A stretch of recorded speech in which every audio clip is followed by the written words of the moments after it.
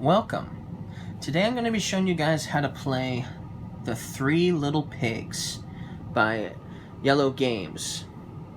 And it also has the seal of excellence on it from the Dice Tower. So, obviously, it's going to be an awesome little game. Now, it is designed mostly for kids, but I would imagine that most adults, especially if they have kids, would enjoy playing this game with their kids. And maybe even slightly older kids as well. This is a pretty fun little game, and it doesn't take very long to play, so let's see how it plays. Let's show you guys how it works. So here we have all these tiles here.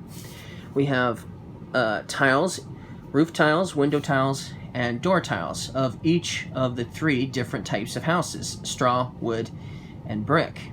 The object of the game is obviously to build a house. Now, the cool thing about this game is, unlike in the story, you are allowed to mix and match different types of structure of each of the different houses. So, like, for instance, you can build a house with a straw midsection with the window and with a wood structure where the door is at.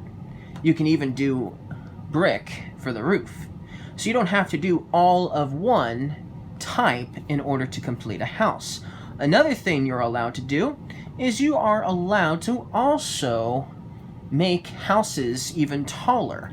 So you can do more than, obviously, one window.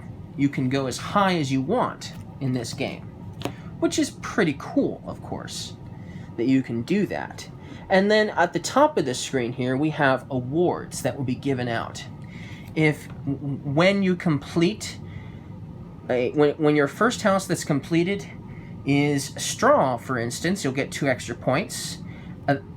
You'll actually get the 2 points right away. So if something happens to your house later down the road, you'll still have the 2 extra points because you were able to complete a straw house.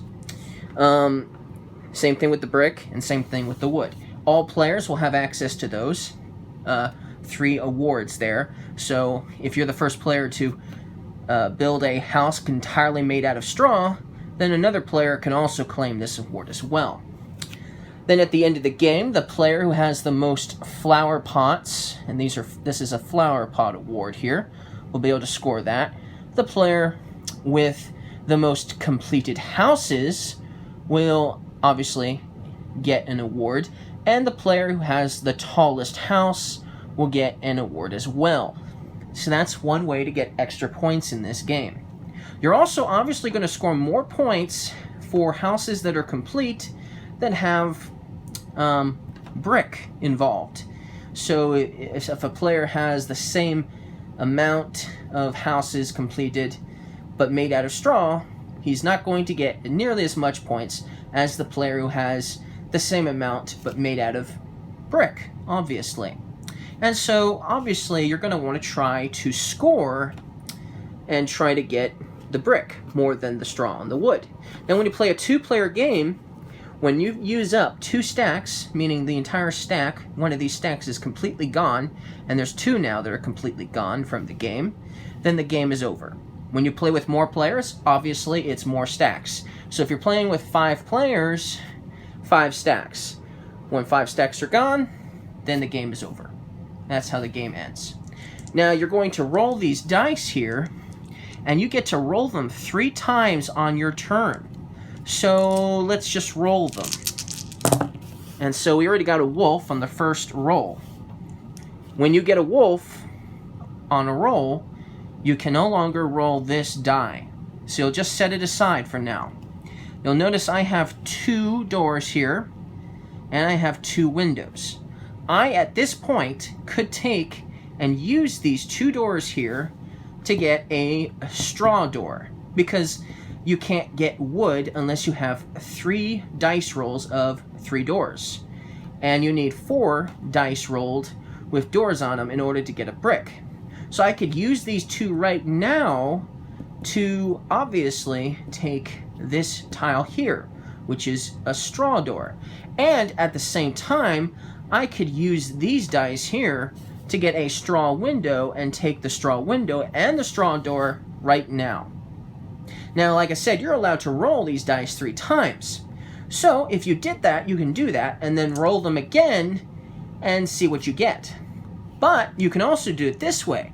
You can also set aside, let's say you want the door. Let's say you're trying to aim for a wooden door. You would like to get that. So to increase your chances, you could set aside these 2 doors here and not re-roll them, and then just re-roll these 2 and maybe get a door. And look, I rolled 1 door. And so then I could then use on my second roll these 3 dice here to claim the wood tile for that door here, which would be really nice. And then I could re-roll these 4 again one last time, obviously not this one, and see what else I get.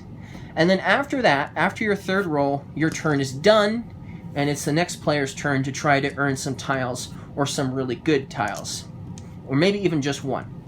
Now, normally, you have to at least take 1 tile on your turn. However, that could change. If, for some odd reason, you decided not to take any tiles because you were trying to get something really good on your rolls, and at any point in the game, you roll a second die with the wolf on it, then your turn is almost over. You can no longer take any house tiles, and instead, you will play as the wolf. Then, you will choose a player, and you'll choose one of their houses. Then, you're going to act as the wolf itself, and you're going to blow on this dial here, or flick it, one or the other. You're either going to flick it, or you're going to blow their house down, literally, with this dial. Now, I'm not going to blow on the dial for obvious reasons in this day and age, so I'll just flick it. But normally, I would probably just blow on it like it suggests. And then as long as you can get at least a couple of good rotations, then you can count that as good, and then whatever the dial lands on, all of those particular type of the house is removed from their house. Let's say you picked a house that had, a brick and had a couple of straw, and also had a roof tile as well, and it rolled here on the wood. Now let's say the 2 windows are wood, and let's say the door is also wood. Well, but let's say the roof is brick. You lose the entire house, because when a house is destroyed, if the only thing left of the house is the roof, well, then the roof caves in and, there goes your roof. It's gone too. But normally, when you target a house that has multiple different types of structures made of either straw, wood, and brick, or all 3, only that type is removed from the house. And so only wood, in this case, would be removed from the house. So you'd still have everything else. And so the chances of brick being the case are slim to none, because only one of these on the dial is brick, and then we've got 2 wood and 3 straw. So that's how that would work. Normally, though, this won't happen. I played this once already, and this was only rotated twice in the whole game. Now, if you are the player as the wolf, and your opponent does not have any house pieces at all to target, then obviously your turn is done, because obviously there's nothing for the house to just blow down, because no house has been even started yet. Now, there is something to note. If you decide to build a roof right off the bat, you can't build a roof right off the bat. So if you get a bunch of dice and they're all roof pieces, you can't do anything with it. Alright? You have to either start with a window or a door. Then once you have a door or a window set up, if you want to, you can then use a roof piece here, like so, and do that. But there is a word of warning.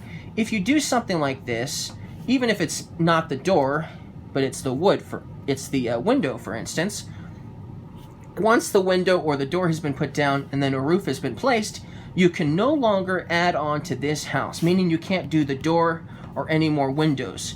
The house is complete, okay? So that's how that works.